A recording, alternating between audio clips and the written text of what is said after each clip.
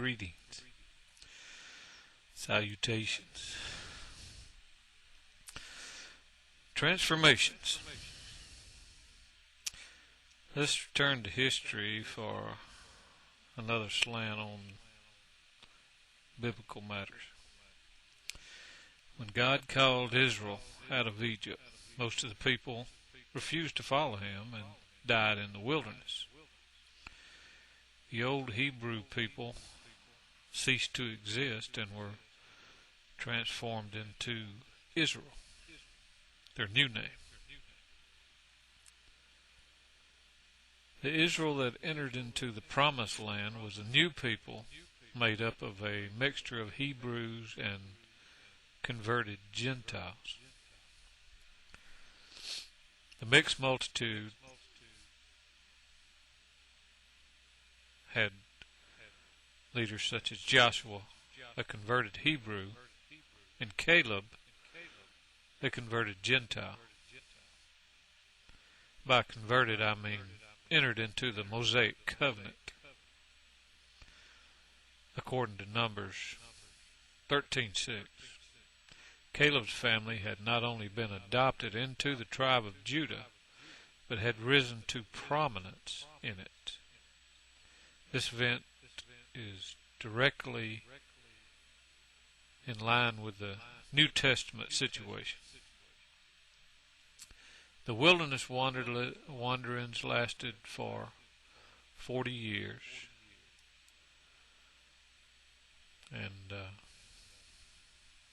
as did the span between AD 30, when Christ was crucified, and AD 70, when Israel was destroyed. The Jews were called by Jesus and the apostles, and many converted. That is, they entered the new covenant.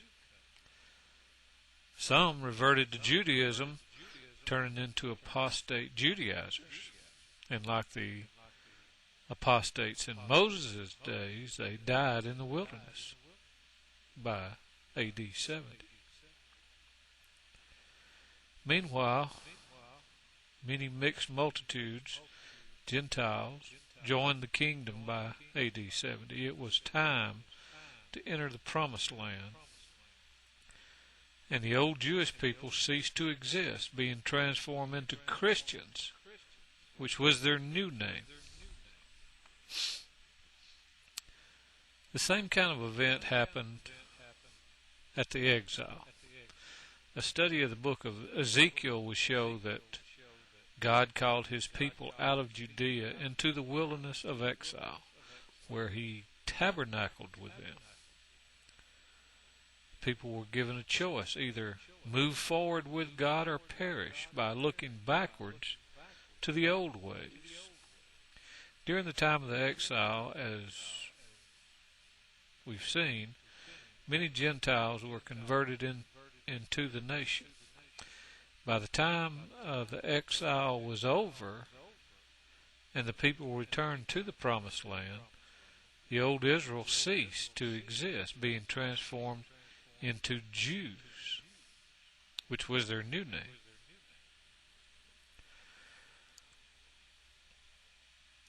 Let's return to the Mosaic transition and examine the phenomenon of falling away. At Mount Sinai, all the people accepted the new Mosaic covenant. Before too long, however, a large group of the people were objecting to one of the most distinctive features of the Mosaic covenant. During those times, any man might offer a sacrifice at an altar to God, but the worship of the tabernacle was closer to God and therefore holier and more dangerous.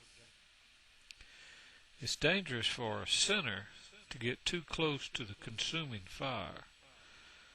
And so the only people allowed to approach the new Mosaic altar were the priests, who were specially ordained and anointed for this purpose.